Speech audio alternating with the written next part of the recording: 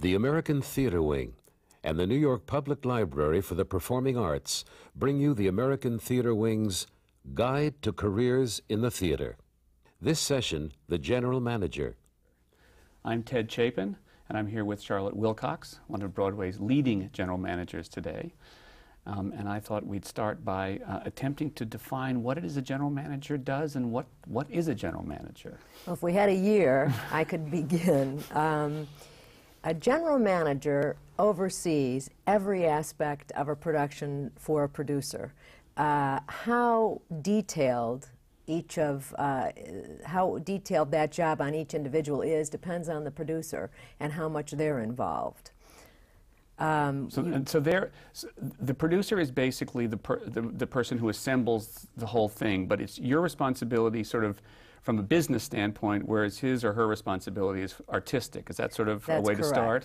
The producer decides who he wants on his team, what director, what choreographer, what scenery designers, what musical personnel. He then tells me, and my job is to go to the agents of those people and negotiate the deals so that he has them. When you get further down the ladder and you're dealing with stagehands and wardrobe supervisors and managers and dressers and musicians, he probably doesn't get involved in the specific people. He leaves his creative team to choose those, and at that point, instead of interfacing with the producer, I interface with that creative team to see that what they need is achieved.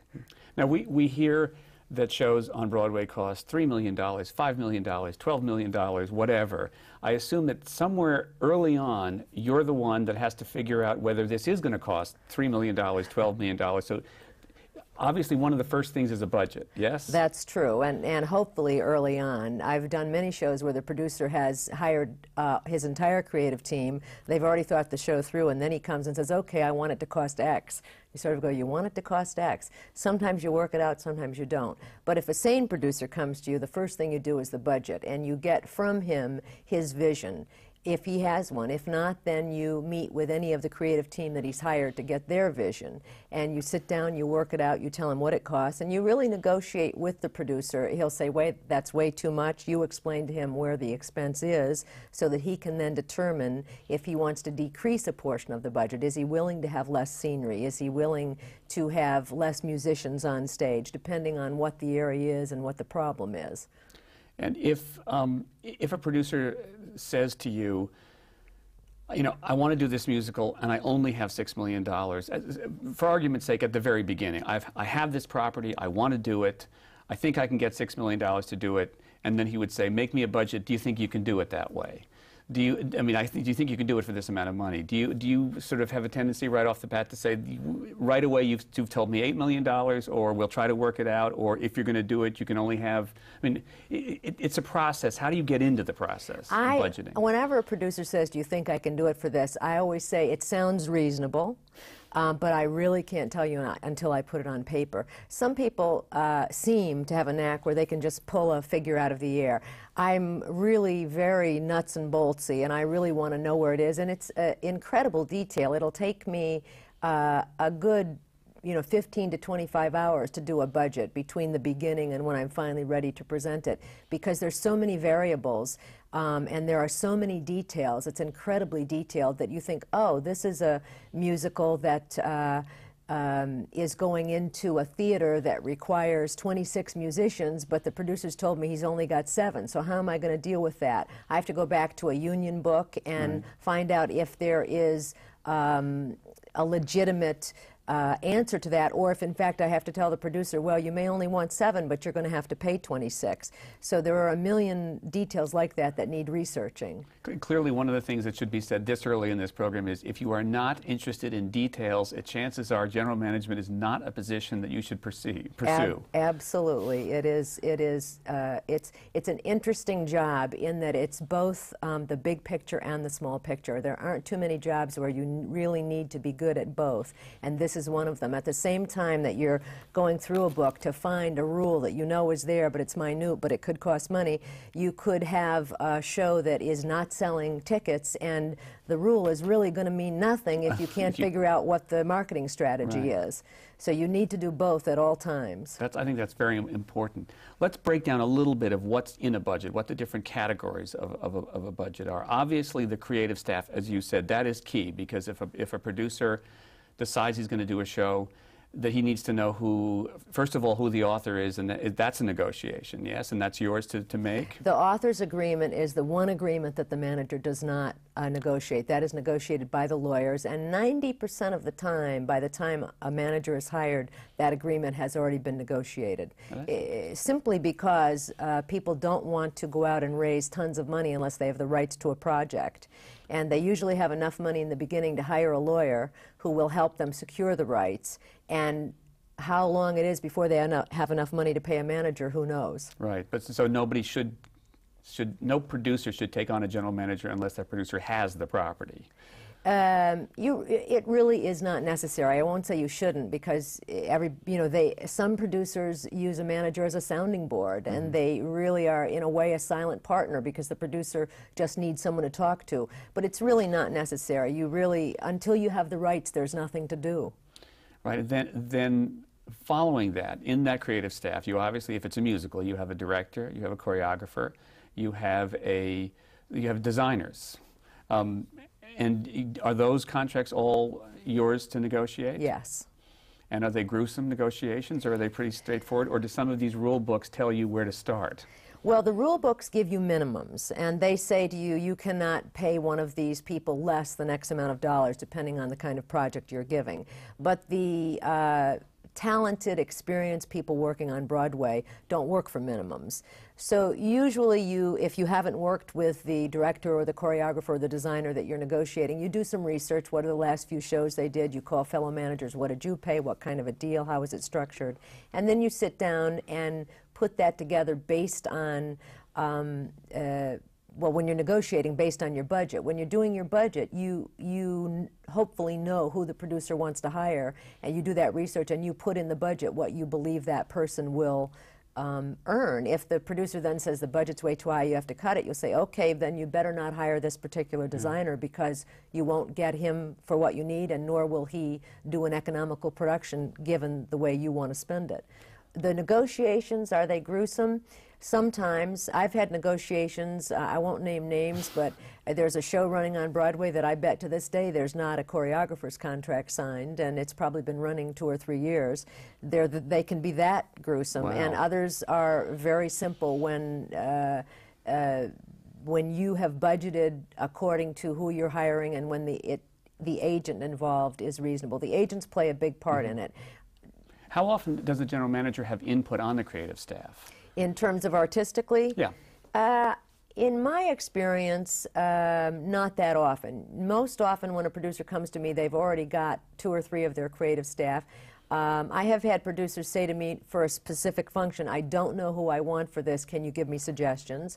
And I will, and they take them or they don't. But usually they have strong opinions about who they want, and usually the first person they go for is the director, and the director knows who he wants his designers to be. And obviously there's an accumulation of experience from your experience, from their experience, as to who's out there and who they think, which choreographer might sign the contract earlier than 2 years after. I don't think they really care if it's signed. Well, the choreographer doesn't care, because then... Right, and I don't think the producer cares, really. In that instance, I hope there's a happy ending to that one, whatever that show is. I hope it'll run forever.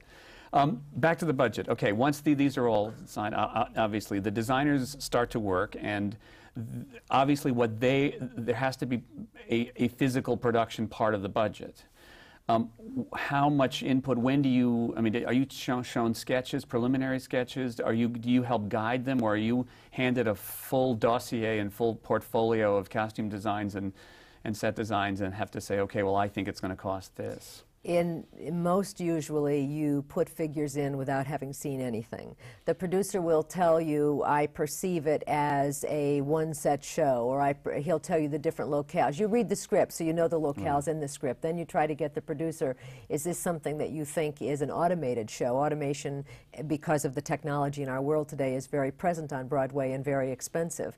You try to get as much information out of the producer you can. Often by this time the designer hasn't been hired when you do the budget, and often they don't even know who it is, so you can't talk to anyone. You just have to base it on your experience. I really go through a script and keep very detailed notes of every time it changes, and I envision in my mind, how could they do this? And I envision the most expensive way so that I'm covered. Right. And then I put that in the budget, and usually those are the figures that are the highest, and the producer sees them and chokes. Right. And then you get into the detail with him. Okay, if you don't want this, we can go down. If you do, we'd better leave it. And if you're dealing with someone who understands what they want, they'll make a good decision there. I think you said something key that I don't want to pass by without comment, which is that you read the script. Obviously, even though you're in a management position and therefore a money position, the notion of reading a script, knowing how to read a script, and having artistic understanding of how it works and how from one scene would go into another is key for a general manager, as it really is any part of the collaborative team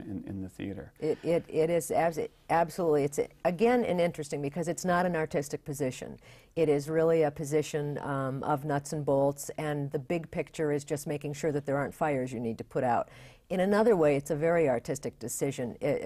You need to understand the art well enough to be able to hear what the artists want and translate that into dollars and cents. And you need to, during the rehearsal process, you hang around a lot, doing nothing except listening and paying attention, because you'll hear, whether it be the designer or the director will get an idea and they'll say, oh, wouldn't it be great if we could do this or we could do this? And you think, it would be great, but that's going to cost a lot. So you immediately go to the producer and say, this idea they had, which is great, could conceivably cost you X, both in the production end and in the running, so that there's a heads up. What you want to do is create an environment where the artists can create.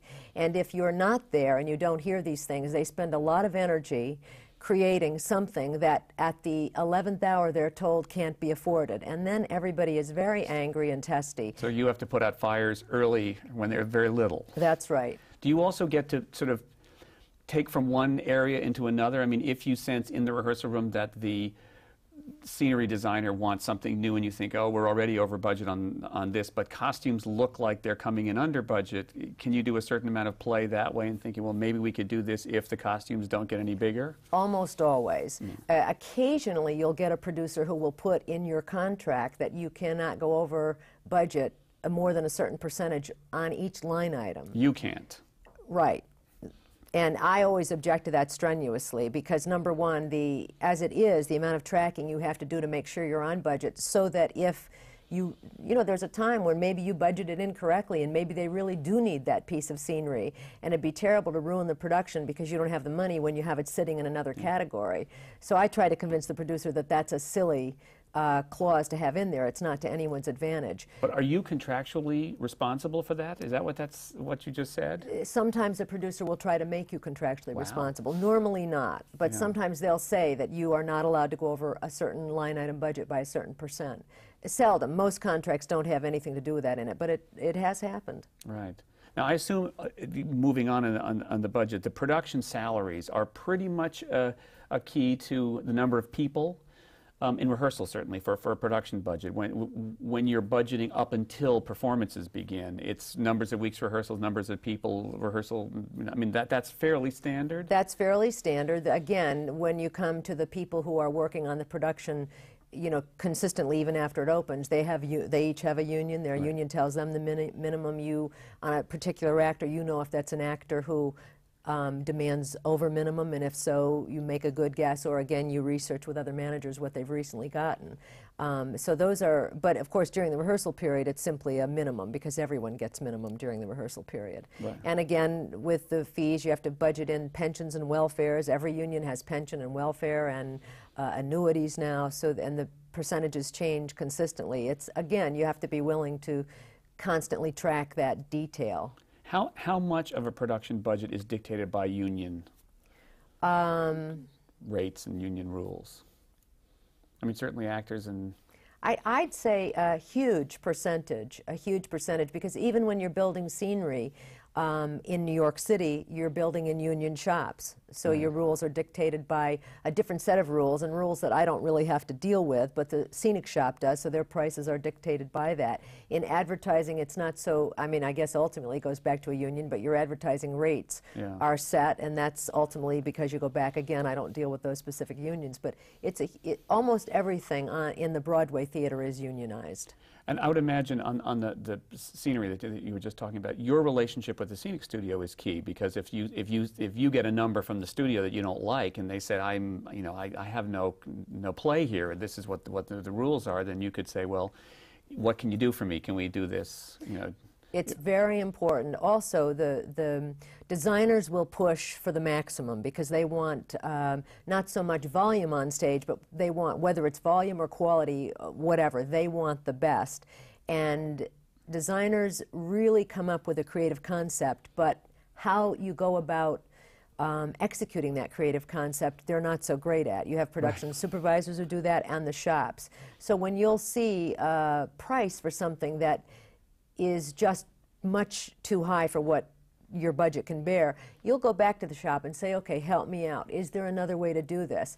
If they don't know you and trust you, they won't answer the question, because they will worry that you will go to the designer and say, well, the shop says we can do this, and then they'll never work for that designer again. So it's a very delicate art of negotiating how to get the information you need to do it as economically as you can. See, the theater is a collaborative world at all levels. At all levels. Very important. You mentioned earlier the automation in scenery, and we've been talking earlier about the Full Monty, which is your show, which looks fairly straightforward and fairly simple scenically, but it's fully automated, yes? It's fully automated. When I got the automation bid, I was thunderstruck, and I happened to have in my office a production supervisor who was not working on the Full Monty, but was working on another show, and sort of ran at the broad strokes by him, saying, am I crazy, or is this huge for this little show?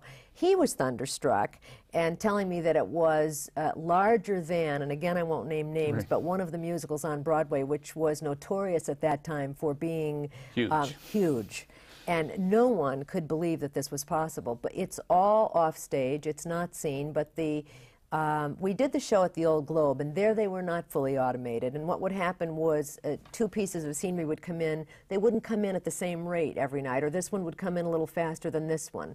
And of course, on Broadway, you can't have that. So we had to fully automate for Broadway so that it is actually precise, etc. I don't think the audience notices it. If it weren't there, they would notice that it looks sloppy. And what fully automated means is that every time a piece of scenery comes on from the side or comes in, flies in, that's done by a machine. There are no people back there doing this. There are some pieces where there are people back there pulling, and there are pieces that don't have to have the precision.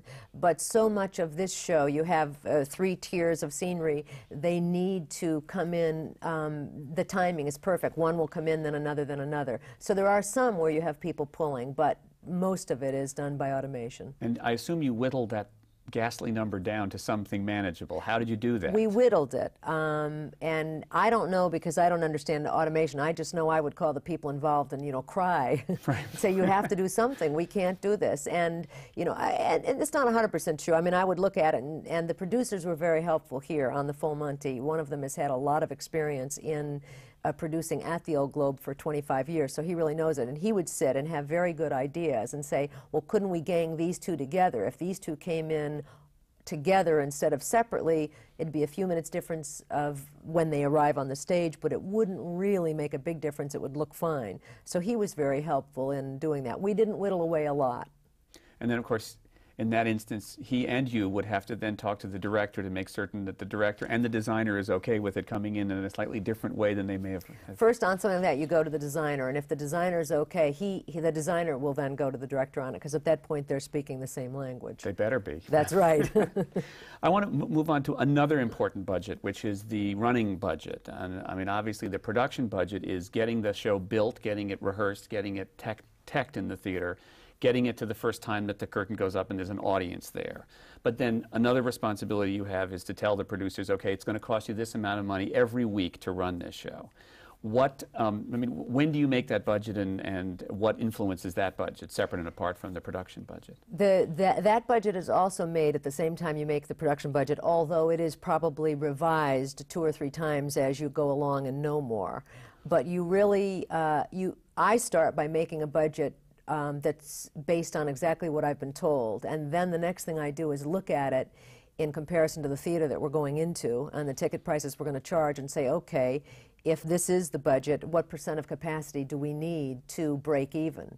And if that % of capacity is too high, which often it is, then I go back to that budget and say, okay, where can I whittle away? Where can I whittle away? Did I put in too many stagehands? At this point, you're doing a lot of guessing because you haven't got scenery plans yet, and how many stagehands you need is a tricky situation. On the fly floor alone, when it's not automated, if you have a scene in the show where 8 things move at once, you know, going in or out to make that scene, you've got to have 8 guys up there pulling. From the script, you can't always tell that. You don't have a set yet. So you base it on past precedent and what you see about the show. Again, when I take those detailed notes in the beginning, I see they'll say the scene changes and now you know, you're in a circus and the 3 rings come in and the aerialist comes in and the elephant comes in and this comes in, and you say, okay, all those things are happening. You sort of decide whether or not how extreme it has to be, and you make your best guess, but that's why you have to revise that budget. And you have to go back and look at the theater you're in, because even if they say the budget's fine, it doesn't matter if it takes you 80% to break even, then you're really in trouble.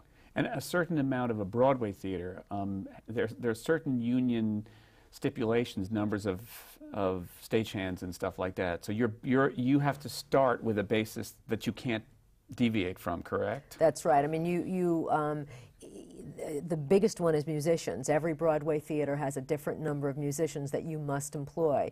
And if you're a show that's 26 musicians, you don't worry about it because that's about the biggest minimum on Broadway. But in the case of the Full Monty, it was 12 musicians. In the case of Grease, which I did a few years back, it was 9 musicians.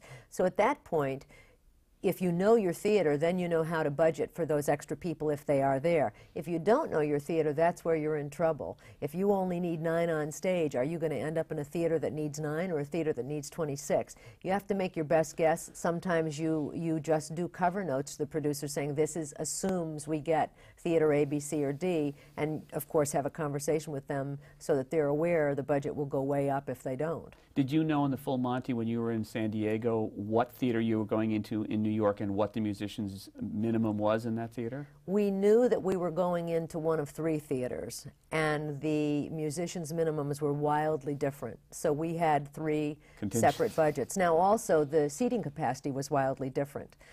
So in the theater where you had the many larger sum of musicians, you also had a much larger seating capacity, so you were able to work it out. You hated to spend the money, right? But on the other hand, but it was affordable. But we did know. I'm thinking we signed the theater contract, I think maybe in July or August, and we opened in New York in September. So it was a late contract, although we had been pretty certain for a few months which theater we were getting. We just hadn't finalized it. Did you add musicians from San Diego? Did the orchestrations have to be adjusted, or were they pretty much? I believe we kept exactly the same number of musicians, so we did very minor changes for New York. Oh, good.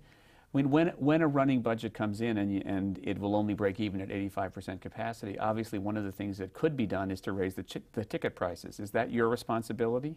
Well, certainly I am the one that suggests it, and we'll do the research so the producer knows how competitive they're being. On Broadway, it's pretty standard. You know, there's maybe a $5 to $10 variance in ticket prices. So you'd have to be sure you had a pretty huge blockbuster if you were going to raise it high enough to cover that cost if it was over what the going rate was. And do the theater owners have say, input? Do they dictate what the ticket prices will be, or is that? The theater owners have say over every ticket price, over every discount. Usually you work out a system with them where in the beginning of a show you run the prices by them, and if you were going to change them during the course of the show, you would have to run them by them. But when it comes to the discounts, you know, you decide it's a fallow period, so you want to offer a bigger group discount. They don't, they know about it because you have to tell them because they have to program the box office, but they don't at that point really want to be actively involved or need to. At that point, they trust that you're running the show correctly. When you're a general manager of a show, are you responsible for the front of house and the box office, or is that the theater's responsibility, and are you responsible for everything behind the proscenium? Well, they are the theater's employees, and they are on the theater payroll, so I'm not responsible for their union rules or their payments. But of course, when it comes to the box office, I have a constant contact with them. I need to get their opinion on what the pulse of the show is, why isn't it doing better, what can we do to change it, the summer's coming, shall we stay on the same performance schedule or shall we switch performance schedules based on the ticket buying patterns. So that is really it's funny, it's a tricky thing with theater owners. Some theater owners are happy to have you just deal with the box office and they're happy never to talk to them. Other theater owners are very protective and want to be involved and don't want you to talk at all. So you'll talk to the theater owner who will then talk to the treasurer, and of course I talk to the treasurer, they just don't know it because I couldn't get my information. I need to get it firsthand. But that very important. Front of house, the only time I get involved in front of house is if it's not running smoothly, or if you see an usher or a ticket taker who is abusive to the patrons. I mean, we're here to please people, not to make it an unhappy experience, but that happens very seldom. And that you would have to talk to the theater owners about that? Yes. I mean, obviously one thing that is key to the whole question of ticket sales and when tickets are soft, and also from a budget standpoint, if you walk in Times Square and you look around, you see that some people are advertising. There are enormous billboards up, and other shows don't have that. So obviously advertising is one of the key issues in the budget that can be very big or very small. What influences that? I think it's a producer's decision. You tell the producer what you think they should spend. And the biggest, usually most shows have enough in their budget to advertise adequately up till opening. Then the question is post-opening. And there are huge sums of money that can need to be spent on a show post-opening.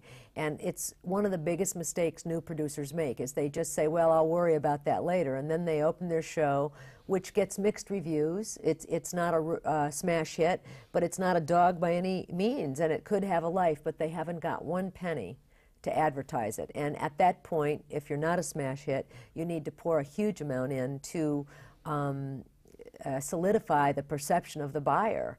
And if you don't have those post-opening dollars, I have worked on shows that didn't get great reviews, but were audience pleasers and very worthy shows, and they've closed because the producers did not have money to advertise after opening. And I assume this is something which you as a general manager can alert a producer to early on and keep at them all the way along, but ultimately it's not your decision. That's right.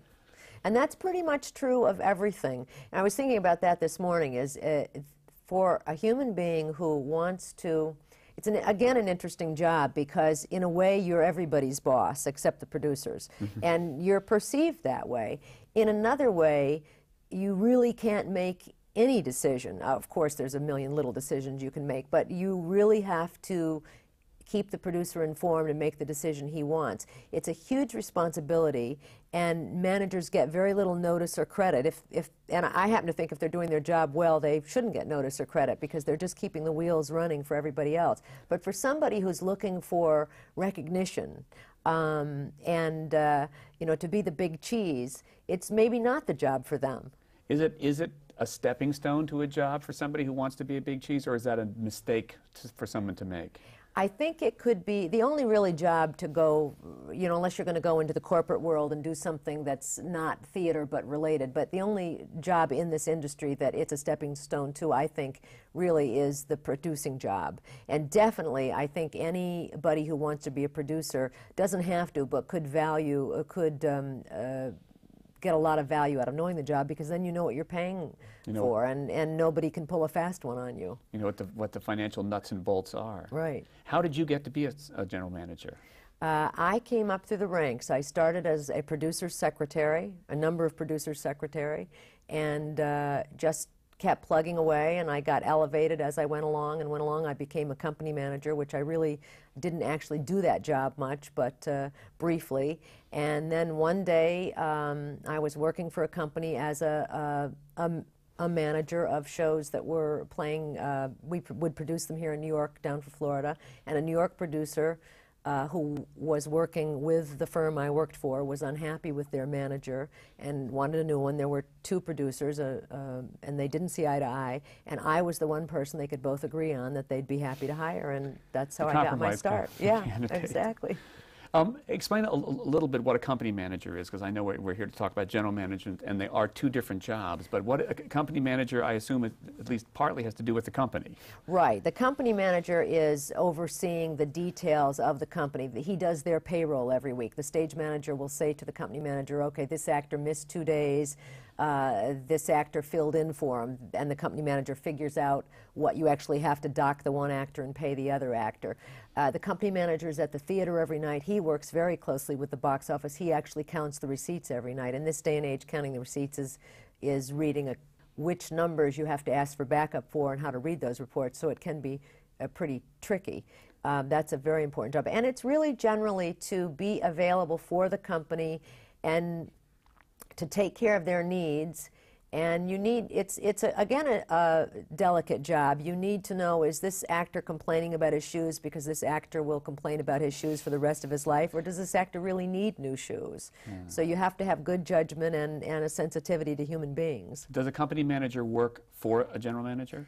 He works for the show as far as whose employee he is, but the general manager is his direct supervisor. And a good company manager that you have a relationship with, you rely on more and more, and you know that I don't get involved in their day-to-day detail. I know that if he has a question, he'll come to me and say, okay, what do you think about this? So-and-so was out sick and technically should be docked, but really he was out sick for this reason and maybe we shouldn't. I mean, there's a certain human aspect of it that you want to keep in play, because these are all human beings and we're all going to live together a long time. So the company manager does report back, but he, if the general manager trusts the company manager, the general manager will give that person a lot of leeway to work on their own.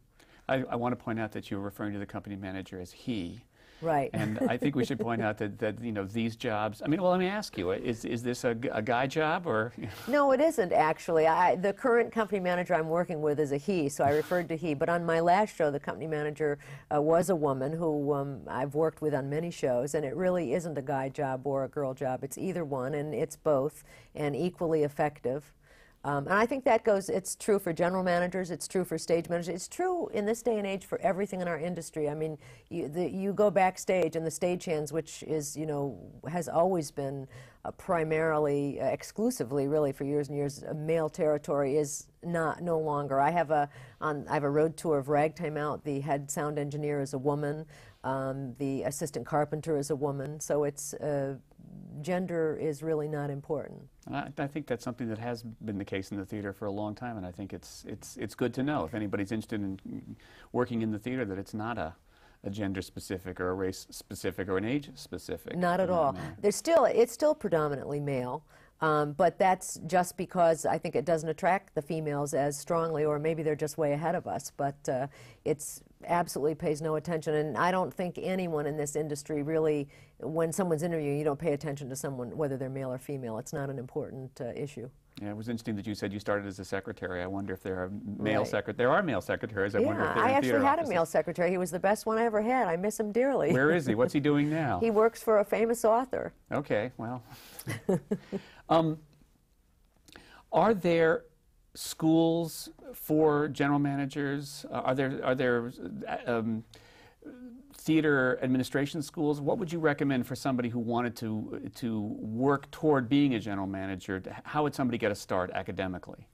It's interesting. When I began to work in this business as a general manager, there were very few schools where you could learn it. And as a general manager, and I think my fellow general managers felt the same way, we sort of poo-pooed those schools. You know, they're really a waste of time. They really postpone your learning, and you should just get a job and start from the ground up. Those schools have become much more sophisticated. They now call on professionals to be their professors, whether they be full-time professors or whether they be, you know, come in for a day here and there. But a lot of the people I hire do come out of the graduate schools, and they definitely do have, and not only graduate, undergraduate now also, they definitely do have a knowledge of the business more than someone who's coming directly out of, say, a Bachelor of Arts. They are aware that there are unions. They are aware of the different unions. I can remember when I was in college, I thought I knew quite a bit. I was going to go into the theater. I was going to go to New York and make my way. And my theater professor said, name 3 New York producers. And I was amazed because I couldn't name one.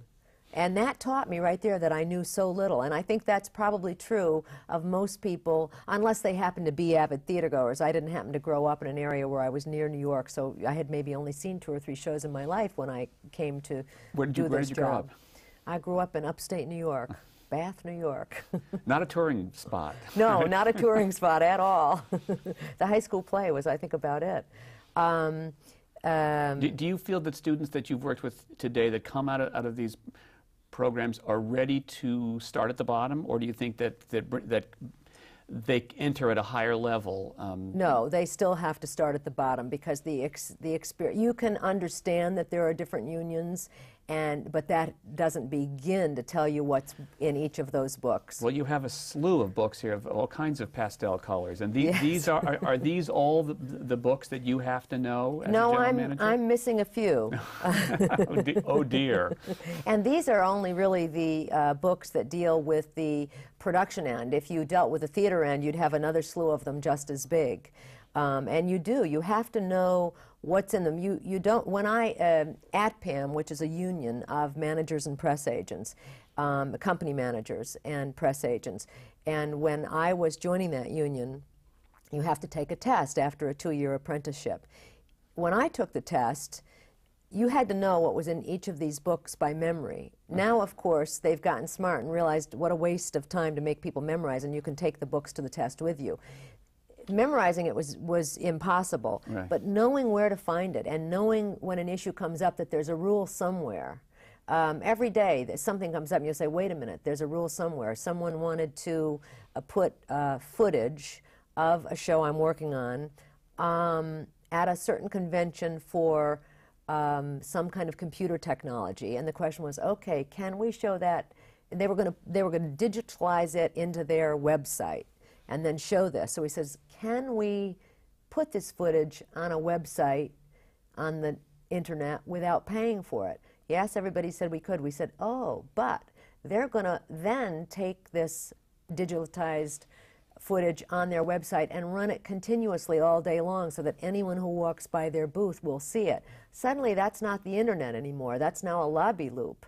And on a lobby loop, you can't do it without payment. So the details of knowing what's in there and knowing there's a rule about it and going and finding that rule is something you do all day long. What is a lobby loop? A lobby loop is... Like a loop in the lobby? It's like a loop if you're in a movie theater and they play a continuous loop. You can only do that if you've paid the talent that are on that loop. And I assume that this footage to begin with is footage that was shot for promotional purposes. Correct. And the unions are very strict about the use you can make without payment for certain footages. Another interesting thing in this business that plays a big part in things like promotional footage is every union's rules are different. They don't coincide. I was going to ask if there's coordination when you among get the to books. rehearsal times. Equity says you can rehearse during these hours, but the stagehands have to have one of those hours as their lunch break, and you're not allowed to be on stage unless the stagehands are there. So right off the bat, you've lost an hour. So knowing, coordinating the rules is also a big. So your job would be if if you find that and there's a footing, that there's a fitting that one of the actors has to do, plan that fitting during the hour when they can't rehearse on stage, or is that too simplistic? Well, that would be great if you could do that. Maybe you could. I don't actually do that. That's really the stage manager's job. When it comes to the actors in rehearsal and when they're there and when they're not, that's the stage manager. However, if a stage manager comes to you and says, the only way I can get this actor a fitting is to do it in overtime because it conflicts with one of these rules, then I've got to say, okay, you know, an experienced stage manager would know how to do it, but everybody has to start somewhere, and you're always going to work with new people. Then I have to go back to the book and say, okay, how is it, can I remember how to figure out how it was we do this? And then you say to the stage manager, okay, do it this way. And sometimes it works, and sometimes there's another problem. And also in that, I would enlist the aid of the company manager. Stage managers, company managers, general managers all spend a lot of time with the rule books. Well, they all have the word manager in it. their title. I can't help but notice that the Actors' Equity book has a lot of tabs. Why is that? Right. Those tabs are quite a few years old, and actually I don't think the system worked that well, so I may change it the next time. Every book here, every union has an expiration date. You negotiate a collective bargaining agreement. The League of American Theaters negotiates a collective bargaining agreement with each union on behalf of the producers. And so every 2 to 3 to 4 years, a new book comes out.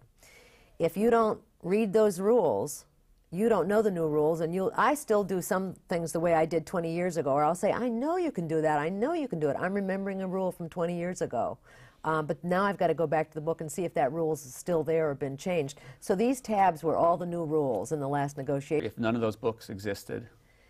Yes and no. There certainly is a value to the structure because everyone respects the rules, management and employees. They may not like them, and they may disagree with them, and that may create all kinds of problems. But for the most part, everybody respects the rules. And if you can say, whether it be an actor or a stagehand, you know, what you're claiming you should be paid, look right here, it's not there. They'll say you're right, and they might make a note that the next time their union negotiates, they'd better address that issue, but they'll understand it and go away. So the rules do help. What happens is when you get a book that evolves and evolves and evolves, you can tend to get some rules that are so overwritten that it's a nightmare to administer, and you say we should just throw that one out and start over again. Also, how much authority has management given? In this equity rule book, management has given a huge amount of authority to Actors' Equity. If you look at the LORT, the League of Regional Theater rule book, equity has nowhere near as much authority there. That's interesting. Yes, it is, and it's and that comes out of collective bargaining. Right, and who's doing the bargaining, and do they really understand the issues? And maybe they should just tell equity, no, you're not going to have anything to say about that issue. That was a big issue in this last negotiation, was management trying to get back some of the rights that it feels as management it should have and a union shouldn't get involved in. Very difficult, because once a union has jurisdiction over an issue, they want to retain it. Right, unless they give them something else that may be even worse. If you, from your experience, if you were given the task of taking all of those rule books and all of those contracts and fixing them all and writing one great big Broadway rule book that covered absolutely everything, do you think that would help the perceived notion that Broadway is wildly unionized, and even as you say, rules don't coordinate? Or do you think ultimately it's okay this way? I don't. It's the way it is, and it's the way it's going to stay until it slowly evolves. It couldn't change. Each union has their perception of their role, and they don't want to see it management's way. It should. I mean, it should all be. I believe that there may come a point. Every year our costs go up substantially. I believe there could come a point where the unions, or maybe it's management allowing the unions, we're all in this together, but the prices get such that we price ourselves right out of the business. And at that point, I don't know how long it will take, I think the unions will slowly go, because nobody will have work and you will start over again. I don't know if that's going to happen in 3 years or 53 years. At one point, when the British shows started coming over, and Broadway was doing quite poorly at that point, and there wasn't a lot of great product on the horizon, and I thought it was coming then. I thought it's not long before we've just outpriced ourselves. Then the British imports came in and were such huge successes that we kept the circle going. It gave the perception that business was now great. Right, and it was great. I know that there's a quite current fracas going on about non-equity tours, which certainly, you know, if you read everything about it, it would indicate that something's wrong, but I don't know what it is that's wrong. But there are non-equity, there's a whole industry of non-equity tours. They're not non-union tours, they're just non-equity tours. And they're getting less and less, and they're getting more and more. Some of the producers who've done non-equity for years are now starting to make equity agreements that are lesser than this agreement. And some are new non-equity are coming through. I don't know what trend that will have for us. And those are things that we as managers don't really decide. I mean, if you can decide whether or not you want to do a non-union tour. I don't do them because I don't know them. It's a whole different business. But they're, as a general manager in this industry, the more experience you have, you're asked by the League of American Theaters to be involved, to help them negotiate, because the managers are the ones who know the rules. And we're often brought in, separate really from the job that we're paid to do. It's really sort of a pro bono work we do to further the industry, because without doing this wisely, we won't have jobs. But this is one of the issues that is often on the table for discussion. And have you been part of the negotiating teams? I have been. It's I was part of the equity negotiating team, and unfortunately I didn't get to spend much time there because it coincided, it was last summer, which is when we were producing the Full Monty. And so you had a job. Yeah, you can't very well say to the producer, sorry, I'm going to be in negotiations for 3 weeks. What's the salary range for a general manager? I would say general managers for musicals on Broadway, you get a fee up front, and then you get a weekly retainer for your work. And I would say the fees range from probably $3,500 to $4,500, plus you get an office fee of, you know, $500 to $1,000 a week. And for that fee, you've prepared the budgets? And no, that's the weekly fee. The production fee, I would say, ranges from like $35,000 to $50,000 or $60,000. That sounds more like it, for the amount of work that you described. Yeah.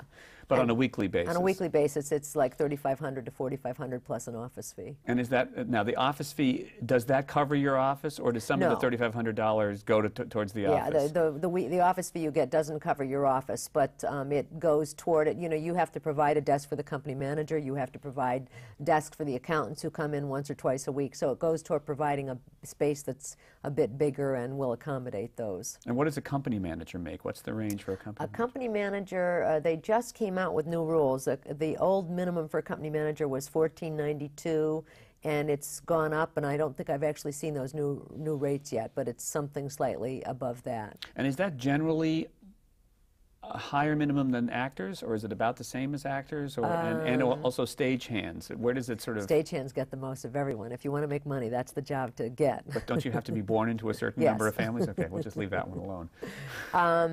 No, a stagehand on a weekly basis probably makes about $1,000, but that's just for showing up for 8 shows a week. If they have to come in and do a work call, they get paid extra money to do that work call. If they want to work real hard, they can do load-ins on a different show while they're running a show at night and make a lot of money. How often do on a show like the Full Monty that's running, how often are work calls? How many? We have a work call at least every couple of weeks. We have to have a sound call every couple of weeks. And again, that's something that as a general manager you pay attention to. The stagehands will go to the stage manager and say, I need a call to do X, Y, and Z. And I need so many men to do it in so many hours. I make the company managers get involved in that discussion, because invariably if you negotiate, you can get less hours, or you can get less men, or you can say, okay, but you know, there are rules here. If you're just working on carpentry, you also have to bring in an electrician because you need lights. Without the lights, the carpenters can't work. So if you're bringing in the electricians, and what you hate is you bring in the carpenters and the electrician, and then you find out the next day that you had electric work to do. And nobody told you. Nobody told you. So now you paid maybe it was only 1 or 2 electricians, but you paid them for the day. They really didn't have anything to do. They just were there because the lights were on. And if you'd known they had work, you would have brought in 2 or 3 extra guys and only been paying those 2 one day instead of 2 days. So I get very involved in those. They're in a way, they're small items, but on a long-running show over time, they add up to a huge amount. You want to be as efficient as you can be. And these are basically maintenance calls, right? I mean, if it's touch-up... Mostly maintenance calls. Mostly maintenance calls. You have to do the sound especially, and the lights especially. And then periodically you'll have a call where you'll go in and, you know, vacuum out the fly system so that you're not getting dust floating down on the actors. And certain shows have certain requirements that you have to. On Jesus Christ Superstar, which I did last summer, near the end of the show, when they are flogging Jesus, there was fake blood that flew all over the stage. You noticed, right? A lot of people noticed that blood. So you had to go in periodically and scrub that off. So every show has its unique things. That wasn't a very expensive call. How many times a week do you, as a general manager, visit a show that's yours? When you're in production, I'm there constantly. I mean, I'm there from 8 in the morning until midnight. Whenever anyone's in that building. I'm not in the building all day long, but I check in early to see what's going on.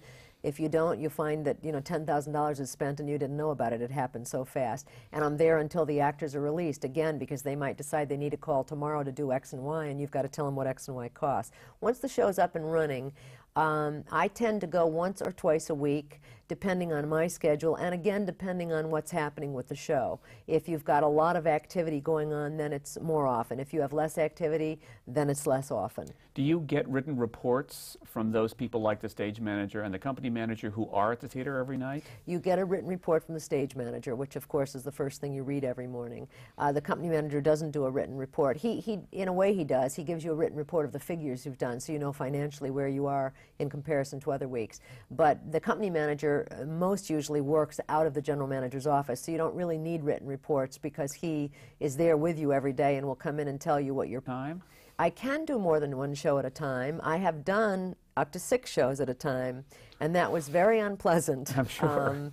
Because you just, You order the bells for the show that needs the rock Well, and not guitar. so much that. You just can't be as involved. You can't be involved in the fun things. You just, you know, if there's a press call that could be interesting and fun that maybe you're not essential for, but it would be interesting to know what's going on, you can't be there. You have to always be. And you work, you know, 14 hours a day, 7 days a week when you do that. I did that for quite a while and got sick of it and decided to downsize. I went down to 1 show in 1998 and thought I would stay there, but slowly it built back up. Now I have 2, 3. I wouldn't want to do more than 3 at a time. 3 is handleable as long as the production periods don't coincide. Right. I can well imagine 3 sets in different studios or in the same studio. I once did 2 shows simultaneously, and one was teching in Louisville, Kentucky, and one was teching in New York City, and they both had massive problems. Oh dear. And, it was not fun. What are the fun things? You alluded to that you wouldn't get to do the fun stuff. What is the fun stuff?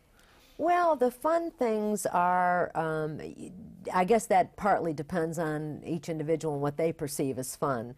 But when you're in production and you're taking a show, it's tedious and horrible, but it's fun because you're dealing with the people. Most of what a manager does, this is another thing that people thinking of this as a career should think of. As a general manager, mostly you're dealing with papers. You're dealing with people on the phone. You're dealing with a creative team, but you're not dealing with the actors on a day-to-day basis. You're not dealing with the ultimate artistic endeavor that you've all worked for. There aren't enough hours in the day that you could, I suppose, go to the theater every night if you wanted no life at all. Right. But your contact with that part of the show, which is the show, is very little once it's up and running. And during the tech rehearsals, each manager decides where they have to be. But that's the fun part, dealing with the people. Is the press stuff fun? I mean, the press stuff is fun. You know, Al Roker came into the Full Monty and did his Full Monty, and that was done over a couple of days of filming, and that was fun. And if you're too swamped under, you just don't show up because you're not needed. They don't need you for that. They run it. You up front figure out what it will cost, so they don't need you there, but you want to be there. But the press representative is the one who deals with absolutely. that kind of stuff. And do you coordinate with him or her, I assume? They tell us what they want to do. We tell them what it will cost, and once it's approved, what it's going to cost, then the manager really doesn't have to be involved, although it's fun to be involved. Do the costs of press stuff get borne by the show or get by whoever the press? If Al Roker is coming to do something in the show, do they pay for the? Something like that is a big project, and usually there the costs are shared. The costs on that kind of, or when you go on the Rosie show, they're very high. And usually in those cases, the show and the TV show and the Broadway show share the costs. And you put those costs in the advertising budget, I assume? Yes. So that there's a big miscellaneous pot. Yes, yes, the contingency. Right. What advice would you give to somebody who thinks he or she is interested in becoming a general manager for the Broadway theater? I would, assuming that that person is, well, whether they're a college student or not, I would give them the advice that they should get an internship in a general manager's office. Again, when I started in this business, there was no such thing as interns, but this has become now a big beginning career step. I must get, this many resumes a year from people who want to be interns, and I think it's very valuable because they really get to, they don't learn the nuts and the bolts, but they learn the lingo and they learn the people and they learn whether or not they like the kind of work. They may be running errands all day, or they may be standing at a Xerox machine, or they may be answering their phones, but they're seeing what everybody does. And a general manager's office is the best place to start for anyone, I think, because you not only see what the general manager does, because the general manager interfaces with every job description there is, you get to see it all. They get to see what they all are, and are there ones they want to go into more thoroughly. That's great, and that's a perfect place to stop. Thank you, Charlotte. It was a pleasure. Thank you. The American Theater Wing's Guide to Careers in the Theater is a project of the American Theater Wing and the New York Public Library's Billy Rose Theater Collection, Theater on Film and Tape Archive.